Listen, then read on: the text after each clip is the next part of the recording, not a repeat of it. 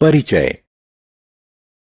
हमारे आसपास देखने पर आप विभिन्न प्रकार की वस्तुएं जैसे टेलीविजन, मोबाइल, पेड़, कार, बसें, रेल इत्यादि देखेंगे। टेलीविजन, मोबाइल, पेड़ इत्यादि वस्तुएं स्थिर होती हैं।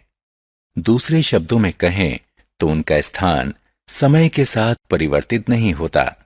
ऐसी वस्तुओं को अपनी जगह स्थिर कहा जाता है, जबकि कुछ वस्तुएं जैसे कारें, बसें, ट्रेनें इत्यादि अस्थिर होती हैं। इसका अर्थ है समय के साथ उनका स्थान परिवर्तित होता है। ऐसी वस्तुओं को गतिशील वस्तुएं कहा जाता है। आइए इस पाठ में गति एवं समय की विस्तार से चर्चा करें। उद्देश्य। इस पाठ के अंत में आप निम्न करने में सक्षम हो जाएंगे: मंद और तीव्र गति में अंतर करना, चाल को परिभाषित करना, चाल मापन करना, चाल के मात्रकों की पहचान करना, समय मापन करना।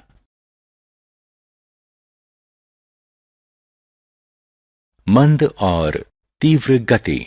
मान लीजिए कि आपने डॉक्टर से शाम 5 बजे का समय लिया है। अभी शाम के 4:30 बज चुके हैं और डॉक्टर का क्लिनिक आपके घर से 5 किलोमीटर दूर है।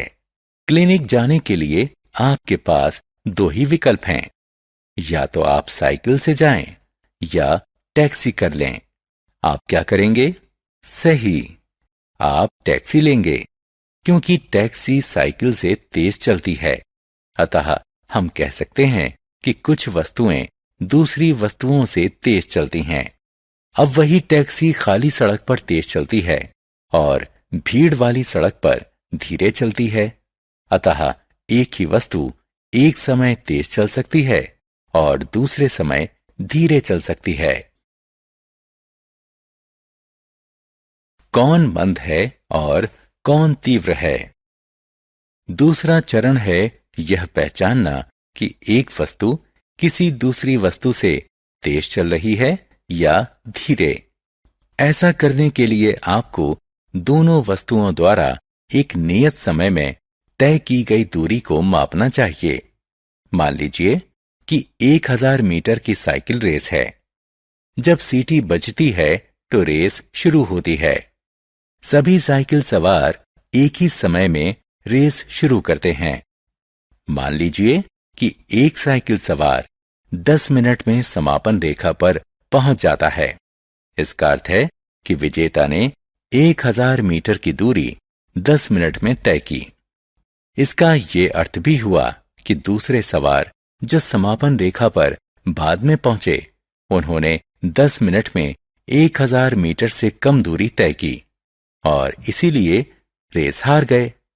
अतः हम कह सकते हैं कि जो वस्तु एक नियत समय में ज्यादा दूरी तय करती है, वो दूसरी वस्तुओं से तीव्र होती है।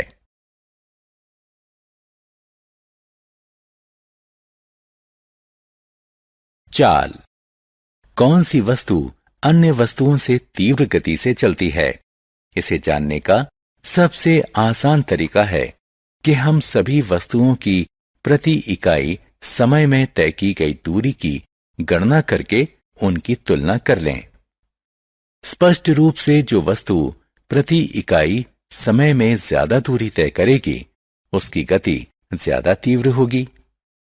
मान लीजिए कि आपका भाई दावा करता है कि उसकी मोटरसाइकिल उसके दोस्त की मोटरसाइकिल से तीव्र है। उसका दोस्त इस बात से इनकार करता है।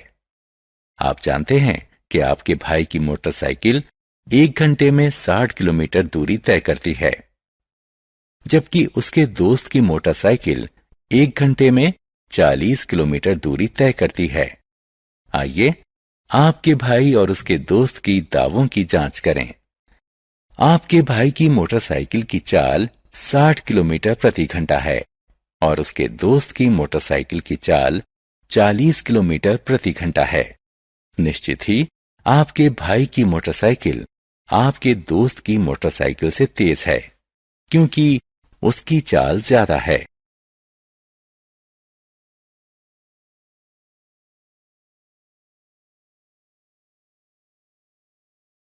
चाल मापन। किसी वस्तु की चाल मापने के लिए उसके द्वारा तय की गई दूरी और उस दूरी को तय करने में लिए गए समय को मापते हैं। इसके बाद हम चाल का सूत्र प्रयोग करते हैं। आइए इस साधारण अभ्यास द्वारा चाल मापना सीखें। एक रेखा खींचिए। किसी दोस्त से उस रेखा पर खड़े रहने को कहिए। उससे कहिए कि वो तब तक दौड़े जब तक कि वो रुकना ना चाहे। जब वह दौड़ना शुरू करता है और जब वो दौड़ना बंद कर देता है, उस बीच लगे समय को लिख लीजिए। अपने दोस्त द्वारा चली गई दूरी को माप लीजिए। चली गई दूरी को उस दूरी को तय करने में लगे समय से भाग दे दीजिए। आपने जो गणना की है वो आपके दोस्त की दौड़ने की चाल है।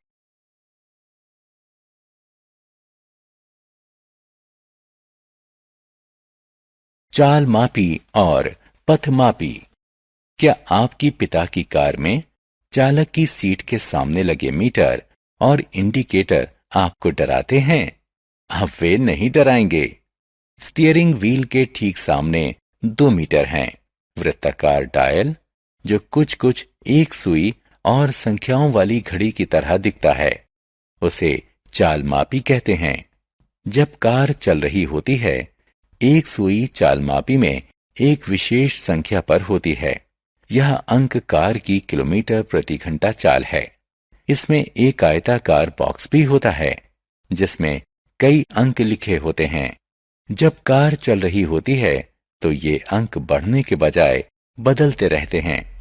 इस आयताकार बॉक्स को पथमापी कहते हैं।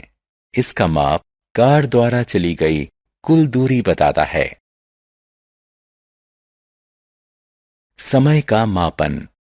क्या आपको कभी आश्चर्य होता है कि कैसे बुजुर्ग सिर्फ छाया देखकर दिन का समय बता सकते हैं? प्रकृति की कई घटनाएं एक निश्चित समय अंतराल के बाद खुद को दोहराती हैं। उदाहरण के लिए, सूर्य रोज सुबह उगता है। एक सूर्योदय से अगले सूर्योदय के बीच के समय को एक दिन कहते हैं। इसी प्रकार एक पूर्ण चंद्रमा से अगले पूर्ण चंद्रमा के बीच के समय को एक महीना कहते हैं। पृथ्वी द्वारा सूर्य की परिक्रमा करने में लगे समय को एक वर्ष कहते हैं। दिन से छोटे समय अंतरालों को मापने के लिए हम घड़ी का प्रयोग करते हैं।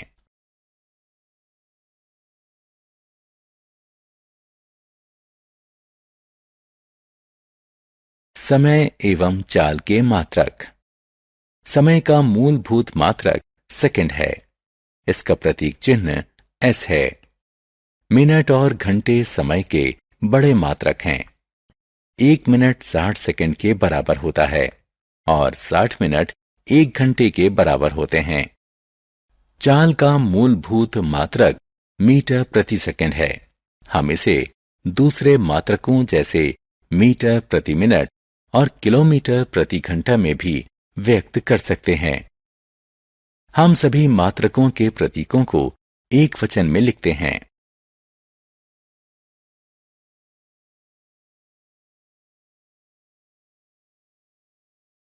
सारांश। आइए हमने जो कुछ सीखा है उसे संक्षेप में दोहराएं। कुछ वस्तुएं दूसरी वस्तुओं से तेज गति करती हैं। जो वस्तु एक नियत समय में किसी दूसरी वस्तु से ज्यादा दूरी तय करती है वह ज्यादा तेज गति से चलती है। किसी वस्तु द्वारा प्रति इकाई समय में तय की गई दूरी को उसकी चाल कहते हैं। चाल को किलोमीटर प्रति घंटा या मीटर प्रति सेकंड में मापा जाता है। चाल मापी किसी वाहन की चाल मापता है और पथमापी उसके द्वारा तय की गई दूरी दर्शाता है।